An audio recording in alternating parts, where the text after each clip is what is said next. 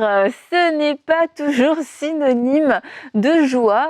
On peut vraiment associer le fait de vieillir à tout un tas de concepts sur la vieillesse, être une vieillarde. Mais aujourd'hui, nous allons voir que dans le fait de vieillir, il peut y avoir énormément de grâce. C'est aussi acquérir de la maturité, grandir avec le Seigneur. Il y a de la beauté dans cette saison. Alors peut-être que vous avez 20 ans, que vous avez déjà la peur de vieillir et peut-être que vous êtes déjà une femme plus mature, allons-nous dire, et que ça peut occasionner chez vous certaines insécurités. Mais je crois qu'aujourd'hui, le Seigneur va vous parler et va vous faire du bien, va vous rassurer parce que vous êtes dans une saison, une belle saison de votre vie. Alors bonjour les filles, pour vous c'est prophétique. Voilà, C'est prophétique, mais nous allons, je crois, vieillir avec grâce les filles. Amen. Et que dans plusieurs années, on se réjouira de ce que le Seigneur a fait dans nos vies. Oui, je vais te lire un Oui. verset qui va dire exactement comment on va vieillir. La Bible dit dans le psaume 92 que les justes croissent comme le palmier. Mhm. Ils s'élèvent comme le cèdre du Liban. C'est un arbre qui est très, très robuste. Planté dans la maison de l'Éternel, ils prospèrent dans les parvis de notre Dieu. Ils portent encore des fruits dans leur vieillesse. Ils sont pleins de sève et verdoyants. Amen. Voilà un beau verset biblique pour encourager les personnes, que vous soyez plus jeunes ou plus matures, comme tu as dit, Annabelle, des personnes qui pensent que, comme la société dit, quand tu atteins un certain âge, ben, tu commences à avoir beaucoup de maladies, beaucoup de ci, beaucoup de ça. La Bible nous dit que quand on est injuste, on doit s'attendre à croître comme ce cèdre du Liban. On doit s'attendre à ce que si on reste planté dans la maison de Dieu, on porte du fruit dans la vieillesse et qu'on soit plein de sève et verdoyant. Ça veut dire qu'on aura encore plein de jus et que le Seigneur sera là alors qu'on est planté, enracinant en lui. Ben, il y a des choses que nos vies vont encore pouvoir produire. Nous ne serons pas des vieux raisins secs. Nous serons pleins de jus, pleins de sève. Ouais. Et il y a différentes choses qui font que, qu'à la fois, vieillir, ça fait peur, alors qu'on n'est pas du tout dans... On est encore en plein dans la jeunesse. On est déjà en train d'appréhender ce temps, se dire « Ah, mais un jour, je vais être vieille ». Et ça peut être des appréhensions, et je crois qu'il y en a de plus en plus d'appréhensions au niveau physique, surtout au niveau de l'apparence physique, moins finalement au niveau de la santé même. Et c'est d'ailleurs une erreur parce que alors qu'on est plus jeune, on va souvent beaucoup investir dans notre apparence, mais on n'investit pas dans notre corps, on n'investit pas dans notre santé. Et le but, c'est quand même avant tout, tant mieux hein, si on a une belle apparence, mais le but c'est d'être en santé, en bonne santé à l'intérieur de notre corps pour que ce corps puisse nous amener le plus loin possible. Donc je pense qu'il y a ça, il y a le physique, mais il y a aussi cette idée que c'est la fin et qu'on arrive sur la fin et que on peut vivre en fait, c'est triste, il y a des personnes qui vivent pendant 30 ans comme si c'était la fin, mais pas la fin, genre je vais profiter du dernier jour, mais plutôt comme c'est la fin, il n'y a plus rien à vivre, mais dans il n'y a plus rien à vivre, je ne m'attends plus à rien. Quelquefois, ça dure vraiment longtemps. Et quand ils pensent 30 ans, mais c'est énorme dans une vie. 20 ans, c'est énorme. 10 ans même, c'est énorme. Et on veut vous encourager aujourd'hui à ne pas perdre ces années parce que toutes les années que le Seigneur nous donne, toutes les années où nous avons le souffle de vie, nous pouvons être utiles, nous pouvons vivre, nous pouvons faire encore des choses. Et je pense que c'est aussi une des façons de voir la vieillesse qui va nous empêcher d'en avoir peur, de l'appréhender ou sinon de la gaspiller. En fait, c'est question de rester actif, en fait, déjà dans notre tête, parce que c'est une question, c'est entre nos deux oreilles. C'est vraiment dans notre perception des choses. Et Aurélie parlait de ce verset qui est super inspirant. Et moi, il y a ce verset que j'aime beaucoup, cette histoire de Caleb, lorsque Caleb, quand Josué va... quand Caleb reprend après Josué. Non, c'est Josué. Non, il dit... il dit qu'il a encore la vie. Oui, c'est ça. C'est Josué qui le dit, c'est ça. Non, c'est Caleb. C'est Caleb qui le dit. Bon, je me suis mélangée. Bref, il va dire qu'il avait 40 ans et puis après ça, il est resté 45 ans à servir. Et il a 85 ans aujourd'hui. Il a encore de la vigueur, il est encore robuste. Et dans certaines versions, ça dit il est encore robuste. Et en fait, donne-moi cette montagne. Oui, voilà. Et en fait, c'est l'idée, c'est de dire que il y a il y a quelque chose dans notre futur. Et dans la société dans laquelle on est, on nous fait croire que c'est quand tu es jeune, c'est là que voilà, tu fais des choses et tout ça. Et puis c'est comme si après, il n'y a plus rien. Et même au niveau du travail, tu as fini ta vie professionnelle, tu as pris une retraite et c'est comme si, ben voilà, on te met de côté et on reprend quelqu'un d'autre de plus jeune qui va recommencer le cycle au niveau du travail, de la vie professionnelle. Mais alors qu'on est des enfants de Dieu, on doit comprendre que voilà, il y a toujours quelque chose de plus, il y a toujours quelque chose de demain. Et c'est ça qui nous permet de vieillir avec grâce. Parce qu'on peut subir notre âge, entre guillemets, on subit le temps. Et puis, du coup, on n'a pas hâte d'avoir un certain âge parce que là, on se dit, arrivé à cet âge-là, ben, moi, on me met de côté et tout ça. Mais c'est vraiment nous-mêmes la perception qu'on va avoir. Comme on a dit hier, par rapport à la quarantaine, c'est une transition et c'est la perception qu'on aura. C'est sûr qu'il y aura des choses à faire, comme Rachel l'avait dit, voilà, au niveau de notre alimentation, au niveau médical, vraiment de prendre soin de notre corps, de ce temple du Saint-Esprit dans lequel le Saint-Esprit habite. Mais du coup, lorsqu'on vieillit, des fois, on va se rendre compte, ah ouais, j'ai peut-être mon genou qui me fait un petit peu mal, j'ai peut-être un peu mal au ventre, mais c'est pas que je vis en fonction de ces choses-là. Je veux dire, c'est des choses qui peuvent m'arriver, mais en fait, j'ai tellement plus, en fait. Et des fois, on appréhende la vieillesse en regardant à ces choses-là, et du coup, on se bloque. Il y a des gens, c'est comme si dans leur tête, ils pensent plus qu'ils existent tout simplement. Ils se disent plus qu'ils peuvent faire des choses. Oh non, moi j'ai un certain âge, moi je peux plus faire ça. Mais non, tu as le souffle de vie, fais-le. Fais-le peut-être, ça te prendra 3 jours, ou les autres personnes, ça leur prendra 5 minutes, mais au moins tu le fais. Tu peux pas toi-même te mettre déjà sur le banc des spectateurs de ta propre vie, tout simplement parce que la société a dit, après 60 ans, on fait rien, après 70 ans, on fait rien, en fait. Ouais. Et c'est important de le dire, quelquefois, quand on parle comme ça, il y a des personnes qui vont dire, oui, mais vous êtes encore jeune, c'est pour ça que vous vous permettez de parler ainsi, mais c'est aussi pour ça que c'est bien, justement, d'appuyer avec la parole de Dieu. Dans le cadre de cette émission, moi, j'ai cherché beaucoup de versets bibliques qui concernaient le sujet parce que vraiment, je pense que c'est important qu'on sache que c'est pas juste des paroles, ce que Nadine, tu viens de dire, par exemple, mais ce sont des choses vraiment qui sont appuyées dans la parole. Dans Genèse 25, la Bible dit « Voici les jours des années de la vie d'Abraham. Il vécut 175 ans. Abraham expira et mourut après une heureuse vieillesse, âgé et rassasié de jours. Et il fut recueilli auprès de son peuple. » Ça veut dire que c'est possible d'avoir une vieillesse heureuse, c'est possible d'être rassasié de jours. Au lieu, comme tu dis, de juste se mettre à l'écart, de juste se dire « Ok, c'en est fini pour moi » et tout, c'est possible dans sa vieillesse vraiment d'être heureux, d'être quelqu'un qui porte encore du fruit, comme on a vu, d'être quelqu'un qui est rassasié et content. Pas juste quelqu'un qui est désespéré parce que voilà, la mort arrive bientôt et tout, je peux plus rien faire, blablabla. Mais c'est vraiment possible quand on reste avec Dieu, Dieu a encore des choses pour toi. Jusqu'au dernier jour où il y a des choses que Dieu peut te demander de faire. Amen. Et quand tu le réalises, ta vieillesse, ça devient une aventure quelque part. Oui. C'est plus juste, ok, voilà, tu ne l'envisages pas de façon défaitiste, mais tu le vois comme des choses que tu vas encore pouvoir faire avec Dieu, des choses que tu vas encore pouvoir mettre en place. Ça va prendre le temps que ça va prendre, comme tu as dit, Nadine, mais il y a encore un avenir, il y a encore de l'espérance, en fait. Et il y a cet homme, Lester Sumrall, il a eu un ministère extraordinaire d'évangélisation. Il est parti, c'était où aux Philippines ou en Amérique du Sud, je ne me rappelle plus le pays. En tout cas, il a porté tellement de fruits. Il a eu une télévision et tout aussi, puis bon, le temps passe. Et là, en fait, à je sais plus quel âge, il avait genre 70 ans, un truc comme ça. Bon, vérifiez, hein, parce que là, je suis pas du tout sûre. Et là, Dieu lui dit, bah, faut t'occuper des pauvres, faut t'occuper des gens qui ont faim maintenant.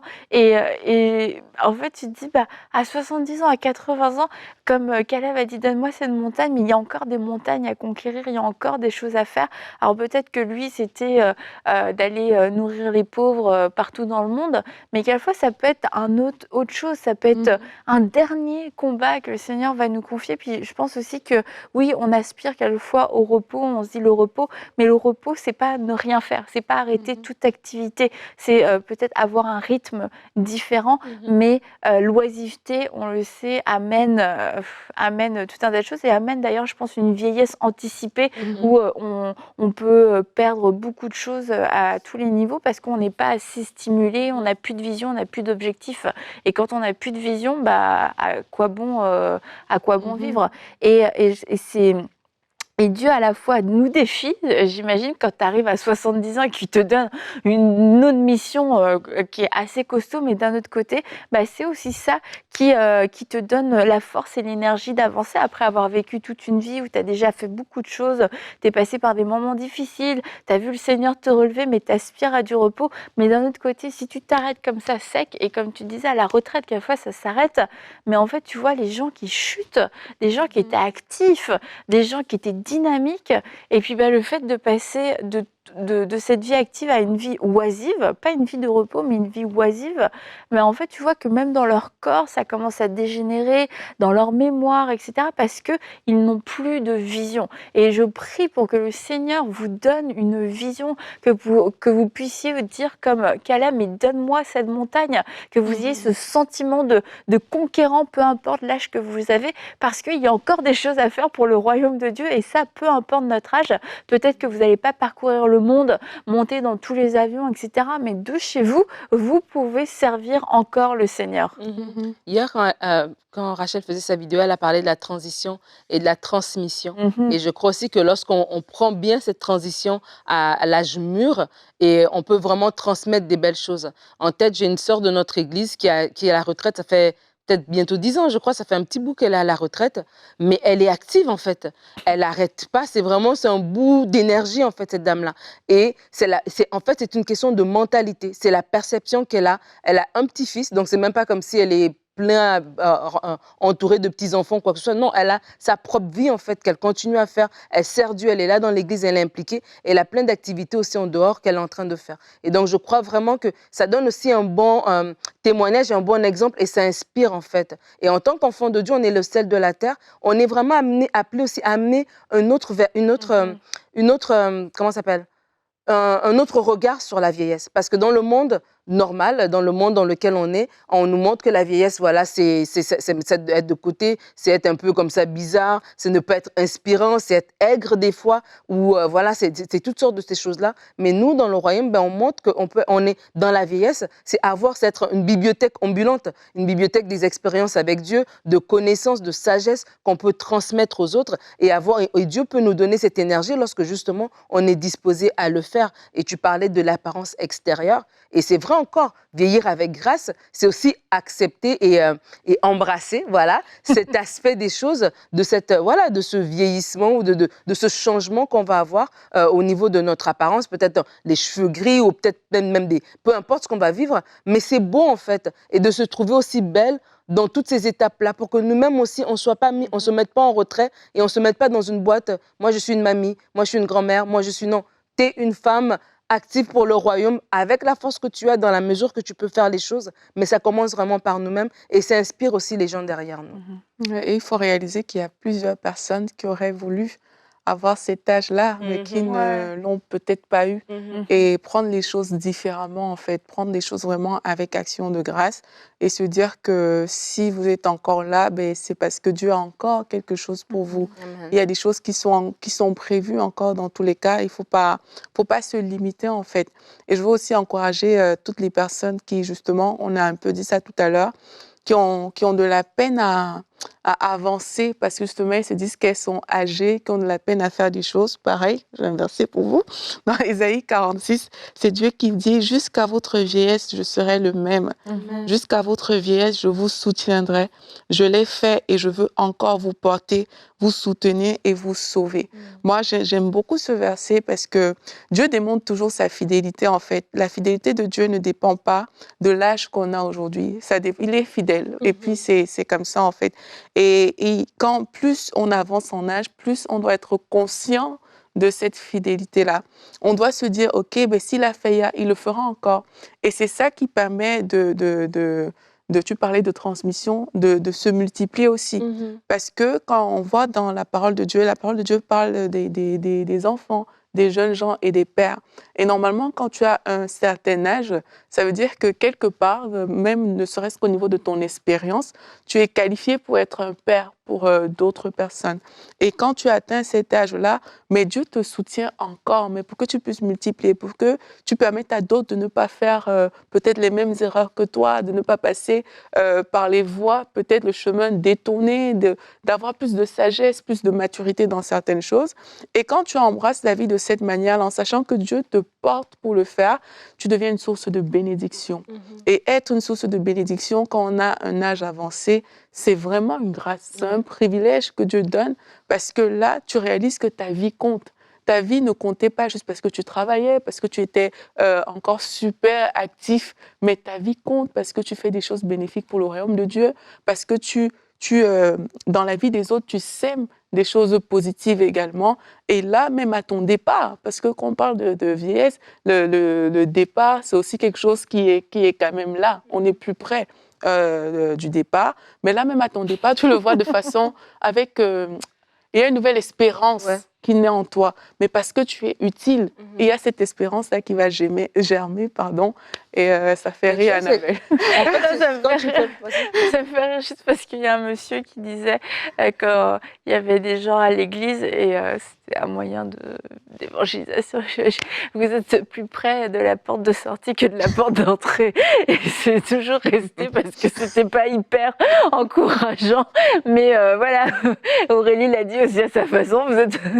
Non, Je le retiens. En fait, quand tu parlais, Aurélie, je me suis dit, tu sais, des fois, on lit la parole, tu vois, on la lit un peu rapidement, on la lit par rapport à certaines choses, mais la Bible, en fait, elle décèle, elle contient tellement de choses, tellement de vérités et tellement des vérités qui, quand on s'assoit pour y penser, on se dit, c'est tellement contraire à le monde dans lequel on vit. C'est vraiment un autre royaume. Et lorsqu'on se saisit de ces vérités du royaume, on peut vraiment vivre les choses bien et les vivre différemment.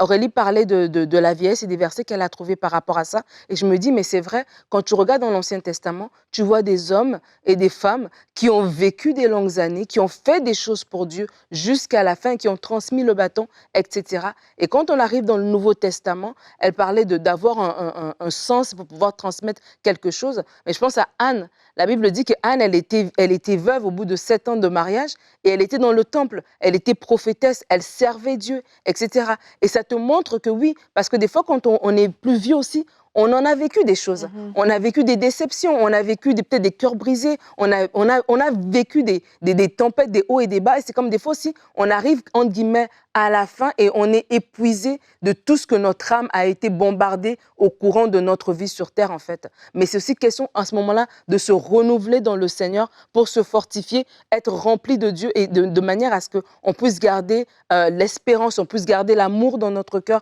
on puisse vraiment garder les yeux renouvelés, en fait, par le Saint-Esprit. Parce que vraiment, comme tu disais hier, par rapport à la quarantaine, on disait, retourne à Dieu parce que marche avec Dieu, que Dieu te rappelle, etc. Mais c'est la même chose aussi dans la vieillesse. Moi, je me dis, Anne, elle avait toutes les raisons de ne pas servir. Elle avait toutes les raisons d'être aigrie. Elle avait toutes les raisons de dire, voilà, moi, toutes les jeunes filles comme moi, aujourd'hui, elles sont des mamies. Et puis moi, ma vie n'a pas donné ça. Mais Anne, parce qu'elle avait une relation avec Dieu, était capable, jusque dans sa vieillesse, d'être une femme active, une femme qui faisait des belles choses. Et comme Siméon aussi était là, il attendait le retour et il priait par rapport à ça. Et tu te dis, mais c'est vrai en fait, lorsqu'on a un objectif, lorsque le Seigneur nous parle, peu importe les choses que nous avons vécues dans notre vie, on peut toujours continuer à faire des choses, on peut toujours continuer à prier, on peut toujours continuer à déclencher des choses. Il y a des choses qui se déclenchent, que c'est nous, c'est nos prières qui vont les déclencher, c'est les conseils que nous donnons aux plus jeunes, c'est la vision qu'on a, c'est l'énergie que nous apportons,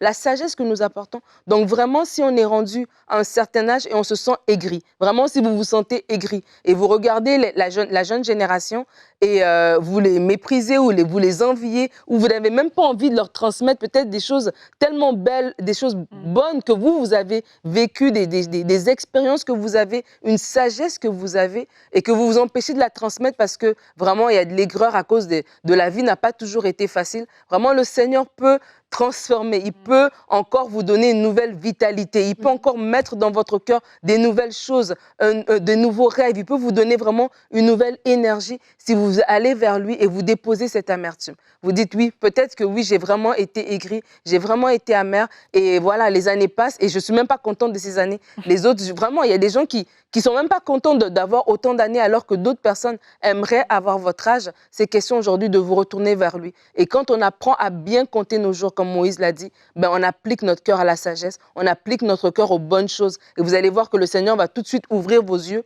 sur une multitude de personnes qui n'attendent que vous, qui n'attendent que la sagesse qui est en vous, la maturité qui est en vous, voilà le dépôt que Dieu a mis en vous. Si vous êtes là encore aujourd'hui, comme Aurélie l'a dit, c'est parce qu'il y a un dépôt qui est en vous qui doit être déversé.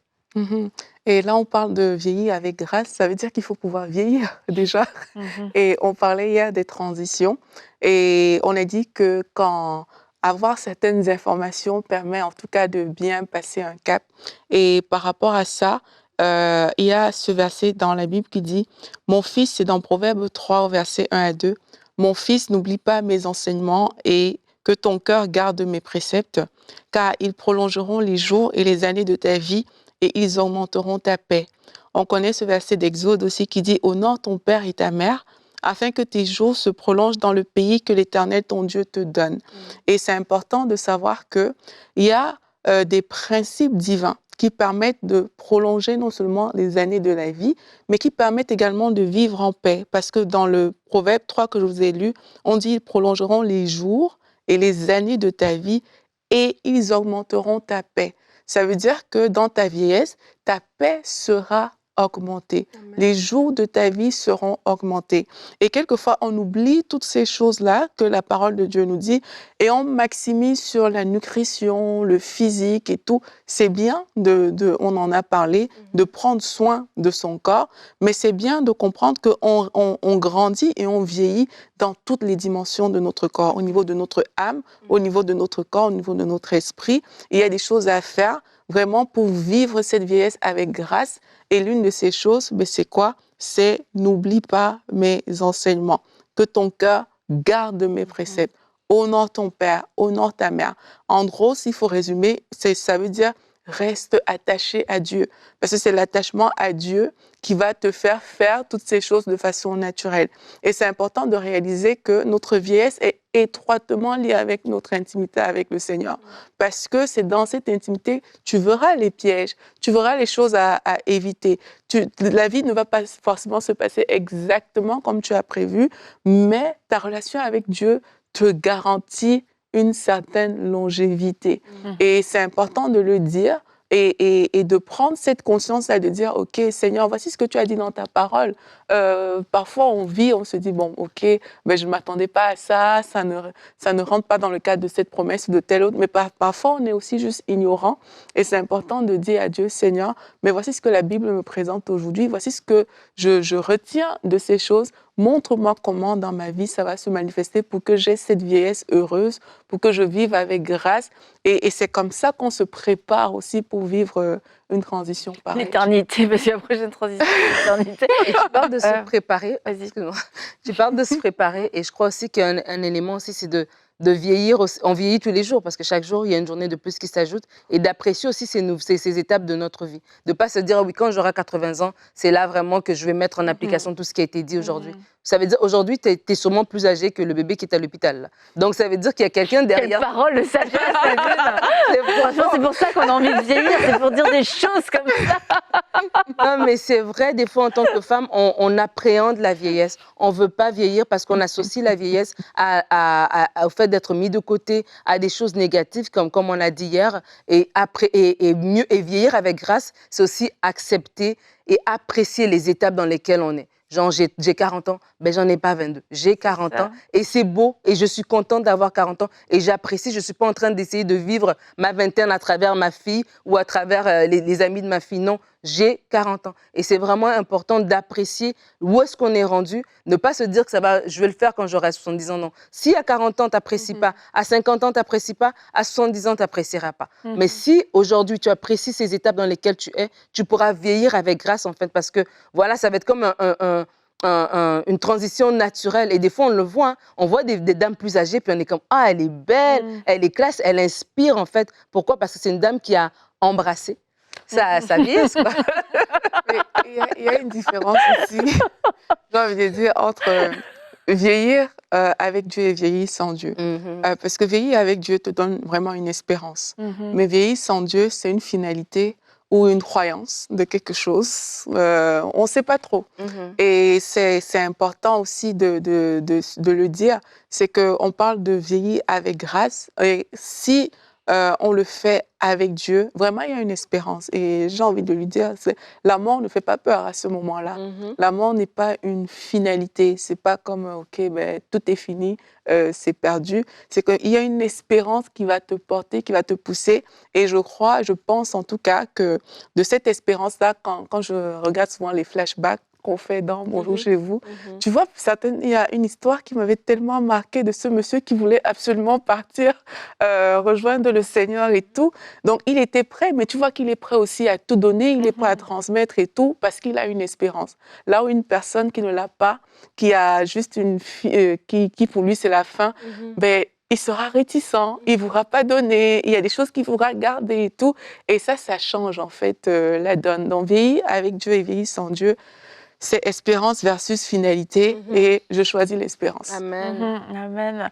Et les cheveux blancs sont une couronne. Donc, il ne faut pas avoir peur de vieillir et aussi de ces signes, je dirais, de vieillissement, que ce soit des cheveux blancs, que ce soit quelques rides. Maintenant, ça ne veut pas dire qu'on ne prend pas soin de nous, mais comme tu le dis, Nadine, je pense que c'est important de savoir où on en est au niveau chronologique et de pouvoir l'accepter. Et comme on parle de l'excellence, et comme Joyce Meyer le dit, l'excellence, c'est faire du mieux qu'on peut avec ce qu'on a.